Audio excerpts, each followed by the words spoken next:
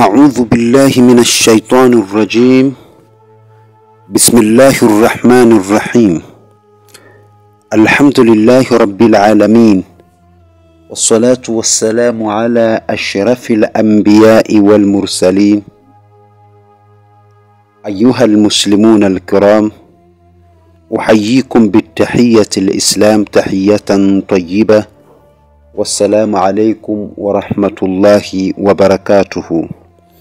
Ndugu zangu wasikilizaji katika channel yetu, biidhnillahil karim, siku ya leo hii insha Allah tunakwenda kulizungumzia jina la 10 bila ya shaka, na jina hili litakuwa ni Al-Jabbar.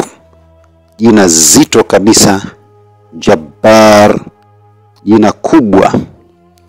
Hata baadhi ya majini huwa wakipandisha katika miili ya watu hujinasibu na kujitakabar kwa kujiita mimi naitwa Jabbar. Yani jini anakuambia mimi ni Jabbar.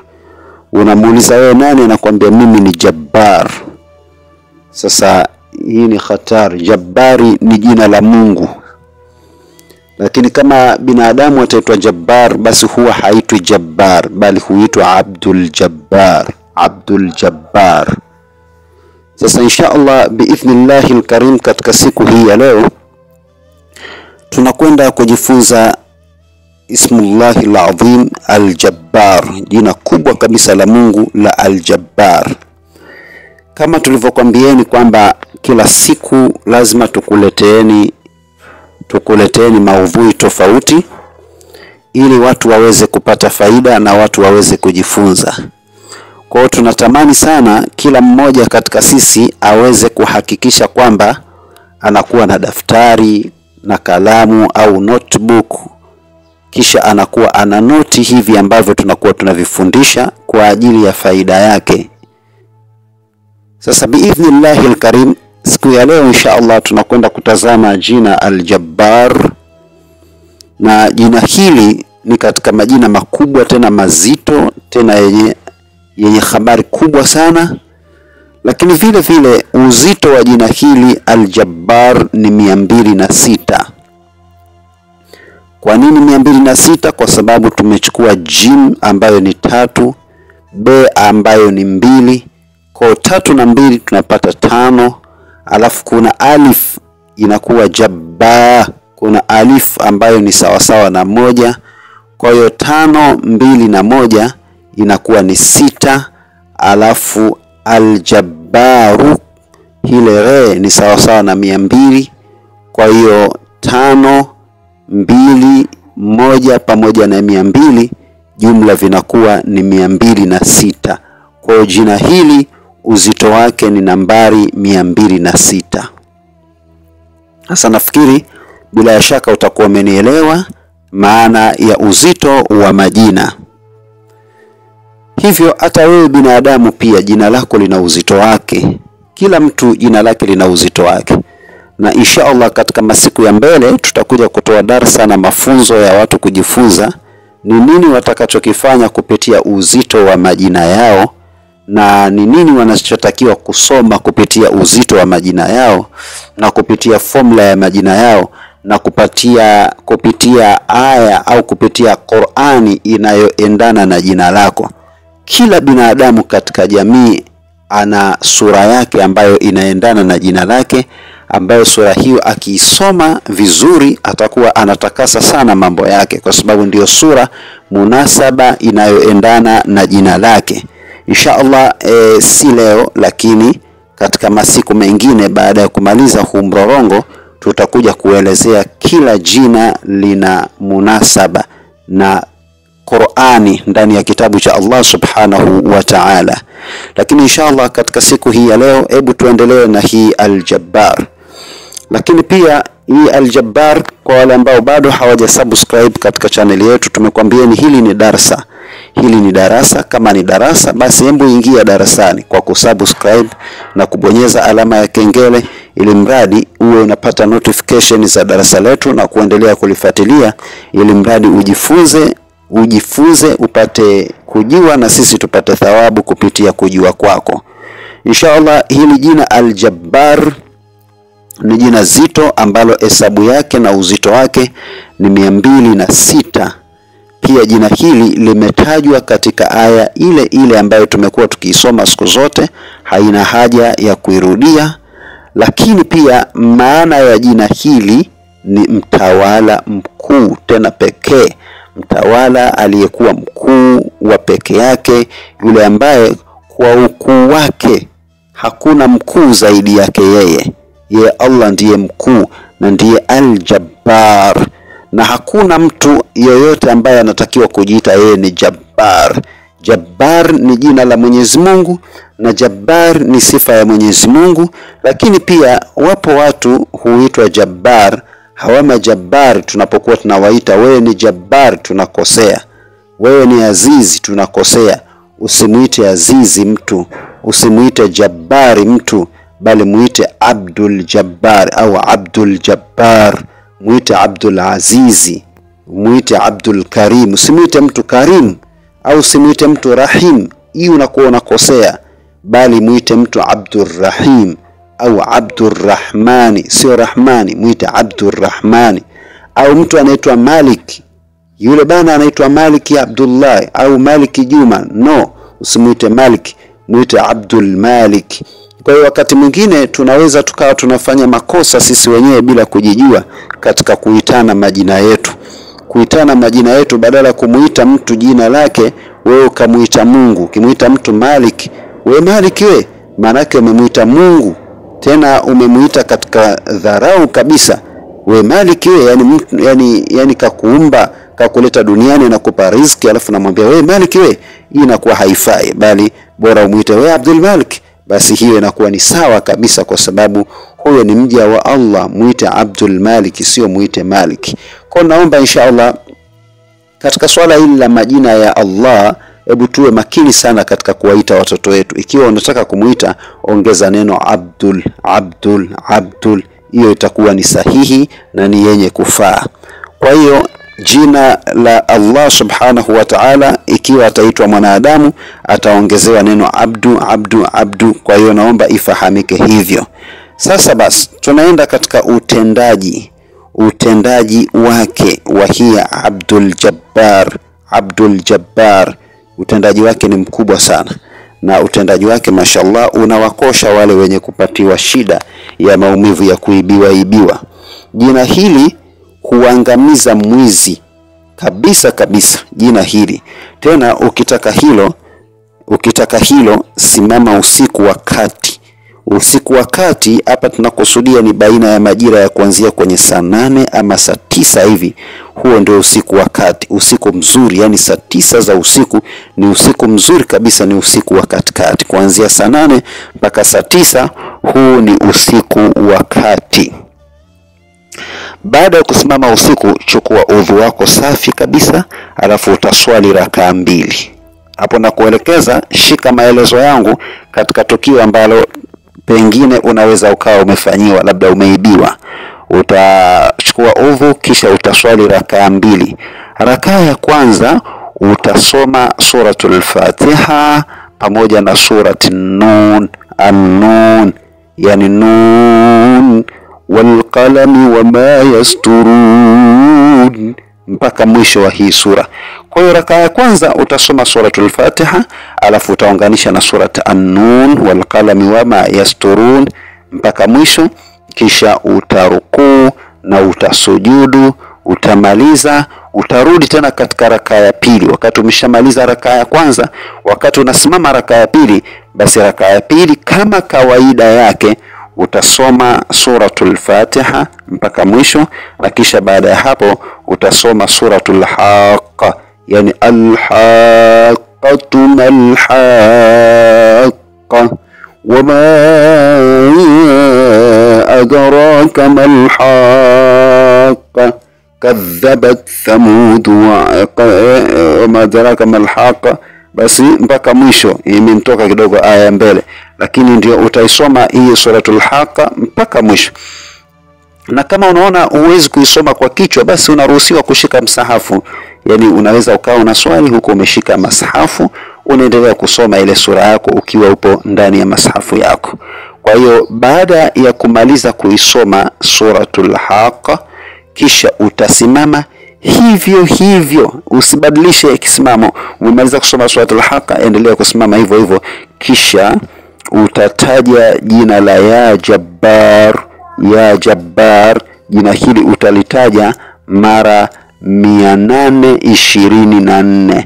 Litaje ya Jabbar mara 824. Basi baada ya kumaliza hapo, utafanya hivyo kila usiku kwa muda wa siku 3 mfululizo. Yani wewe ambaye umeibiwa, mtu kaja kaiba mali yako, kachukua cha kwako unachokipenda, sio mali tu, mtu anaweza kaka kuibia mke vile vile, na vile vile mtu anaweza kaka kuibia mume, vile vile mtu anaweza kaka kuibia mtoto, mtu anaweza kaka kuibia kazi. Maana leo siku hizi watu wanafanyiana hujuma mpaka katika kazi. Mtu anafanya ujanja wa wizi mpaka kuiba kazi ya mwenzake akaifanya yeye, alafu wewe ukaiacha na kazi ilikuwa ni ya kwako. Basi yani ili mradi kariri neno kuiba. Ukisikia neno kuiba ni kuiba chochote, yani haina haja ya kwamba umeibiwa mke, umeibiwa mtoto, umeibiwa mume, umeibiwa chochote kile, umeibiwa kazi, umeibiwa chochote kile. Basi fanya huu utaratibu nilokuelekeza biidhnillahil karim. Allahu akbar. Wallahi utakuwa umefanya jambo zito sana, utakuwa umefanya jambo zito sana. Na kila ukifika 100, yani wakati unasoma ile ile Jabbar, utakati unaisoma ile al-Jabbar au ya Jabbar, utakuwa ukifika 100, kwanza kabisa utaanza idadi ndogo kuja idadi kubwa. Mathalan utaanza ya Jabbar ya Jabbar ya Jabbar ya Jabbar, hapo unapiga 4 kwa sababu hapa tunasoma 824. Wewe utaanza kusoma al-Jabbar mara 4, alafu kisha utaweka nia yako. Wakati huo ukiwa upo katika kisimamo hicho cha raka ya mwisho, unasoma hizo 4 alafu unaweka nia. Si vibaya kama utakuwa uko na tasbihi. Haswa tasbihi nzuri ni ile ya kubonyeza. Tasbihi nzuri ni ile ya kubonyeza. Kwa hiyo utasoma kisha utabonyeza tan tan tan tan. Si vibaya kama endapo utatazama ndani ya swala, unaweza ukatazama tasbihi yako kwa sababu inakushughulisha katika hilo jambo ili usipate kupotea. Unaweza ukabonyeza tan tan tan tan tan, ukaona umepiga mara 4. Kisha utafanya hivyo, alafu kisha maliza kufanya hiyo 4 ya Jabbar mara 4, kisha utasema ya Jabbaru ya Qadir, ya Jabbaru ya Qadir, kisha utasoma hivyo. Lakini ikiwa unamsomea humjui, utasema tu ya Jabbaru ya Qadir khudh zalim, ya Jabbaru ya Qadir khudh zalim, ya Jabbaru ya Qadir khudh zalim, ya Jabbaru ya Qadir khudh zalim. Utasema ya Jabbaru ya Qadir khudh zalim. Lakini hii utaisoma mara ngapi? Utaisoma mara 3 tu. Baada ya kumaliza kuisoma ile idadi yako ya 24, utasoma kuisoma 4, afu utasema ya Jabbaru ya Qadir khudh zalim, ya Jabbaru ya Qadir khudh zalim, ya Jabbaru ya Qadir khudh zalim. Hiyo ya kwanza utafanya mara 3. Kisha utakuja tena utaisoma hii mara 20, ya Jabbar ya Jabbar ya Jabbar ya Jabbar, unafika 20. Kisha ukishamaliza 20 idadi ya pili, maana tumesema 824, unaanza na 4 kisha unakuja na 20. Ukishamaliza ile 20 utasema tena ya Jabbar ya Qadir khudh zalim, ya Jabbar ya Qadir khudh zalim, ya Jabbar ya Qadir khudh zalim. Mara ngapi tena? Mara 3. Kisha baada ya hapo utakuja sasa hapa katika 800. Katika 800 utaigawa, kila 100 utakuwa unasema neno hili. Utaanza ya Jabbaru ya Jabbaru ya Jabbaru ya Jabbaru ya Jabbaru ya Jabbaru mpaka ufike 100. Ukifika 100, kisha utasema ya jabbaru ya qadir khudh dhalim, ya jabbaru ya qadir khudh dhalim, ya jabbaru ya qadir khudh dhalim. Umemaliza, unarudi tena hapo, unajua shapiga 100, unakwenda tena ya jabbaru ya jabbaru ya jabbaru ya jabbaru, unapiga 100 zingine zinakuwa 200, unakwenda unapiga 300, 400 mpaka unamaliza 800 kwa mustakbali huo huo.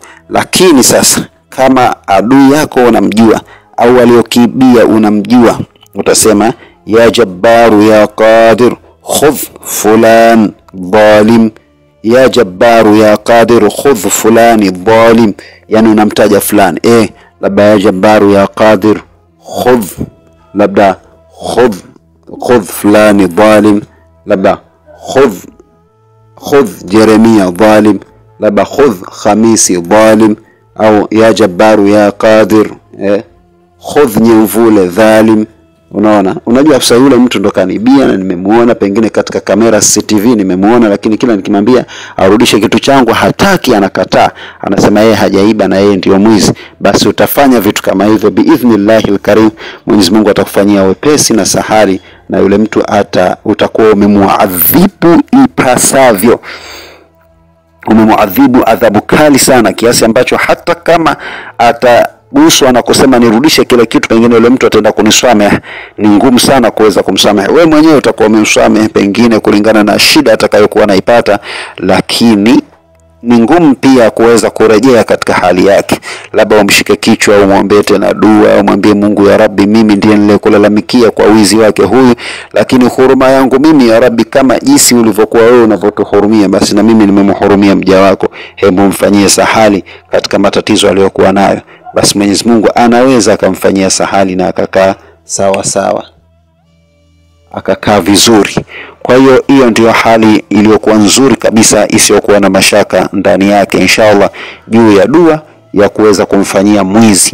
Sasa inshallah ndugu zangu, paka hapo sina hakika kwamba kuna mtu tena atapata dhiki zidi ya mwizi, atapata shida zidi ya mwizi. Mwizi mmoja au wawili ukiwafanyia hichi kitu, wanaambizana na watu wote wanakuwa hawawezi tena kukuibia.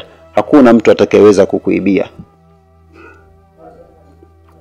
Mtu atakayeweza kukuibia tena itakuwa hakuna, kwa sababu atakuwa anajua kwamba yule ukimuibia zarba utakayolipata sio la kawaida. Kwa hiyo hiyo ni hali ya kwanza ambayo tumekwenda kuimaliza.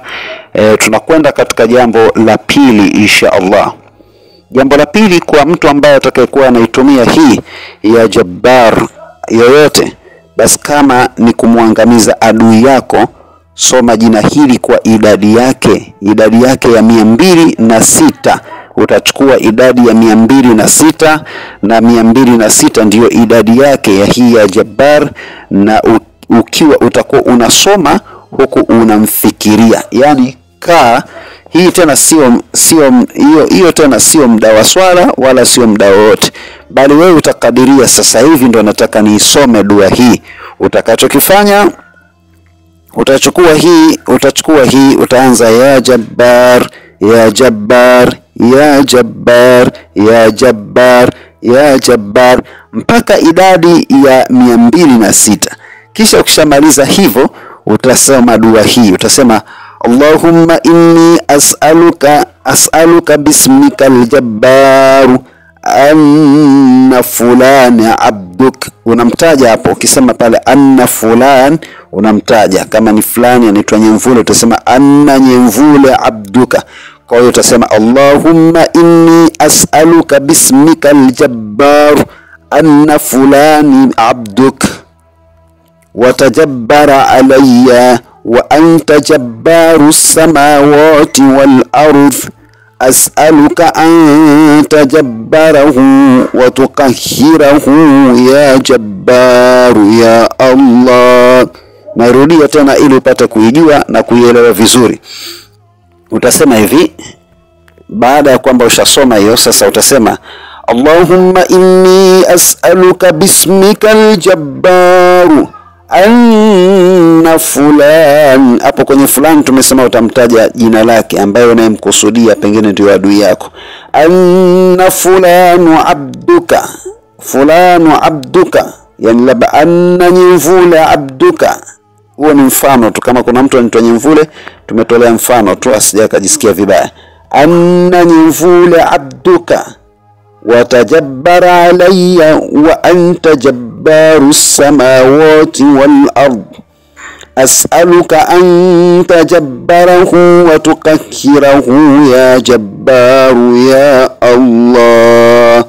Utakuwa umefanya staili hiyo, hilo jambo litakuwa ni khairi na biidhnillah Mungu atafanya wepesi.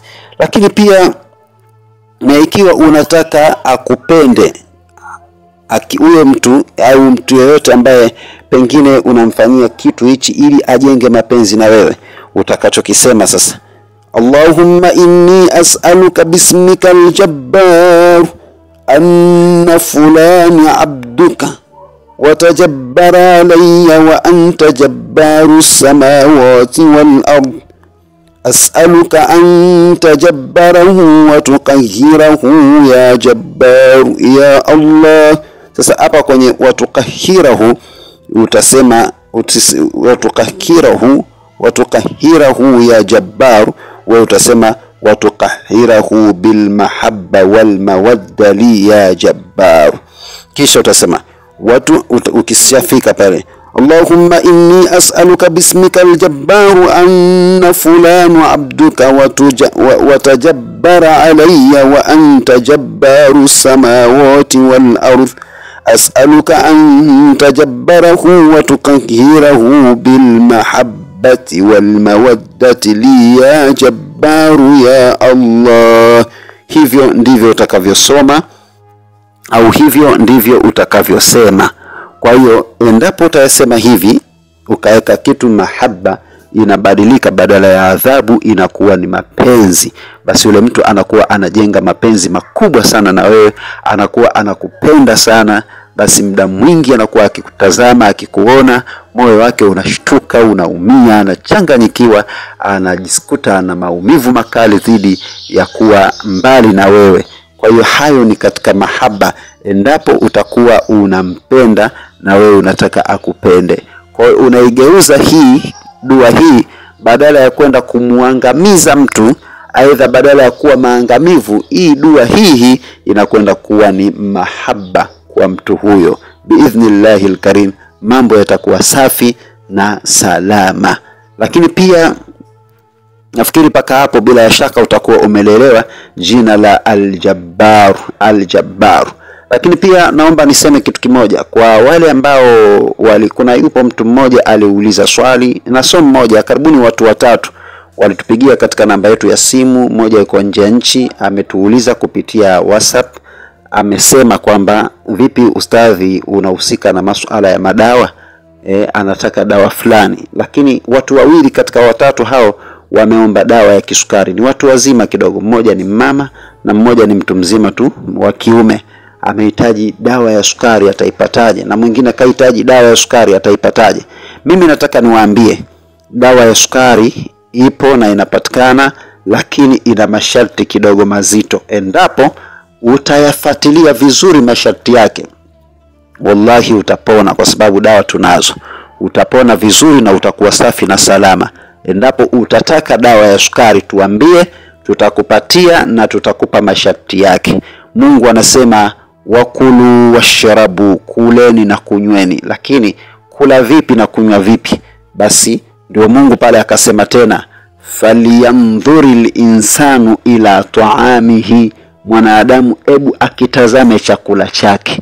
Tazama wewe chakula chako. Mungu anasema anna swababna almaa swabba, tumeyateremsha maji kutoka mawinguni, thumma shaqaqna al-ardha shaqqa, kisha tukaipasua ardhi, faambatna fiha habba, ndani ya hiyo ardhi kukatoka mmea, wa inaban wa kadhiba, zabibu na vinginevyo, wa zaituna wa nakhla, ndani yake kukatoka matunda ya mizaituni pamoja na mitende, wa hadaika ghulba wa fakihatan wa abba, hata matunda pia Mwenyezi Mungu katuletea, wa fakihatan wa abba, lakini mata'an lakum wa li an'amikum.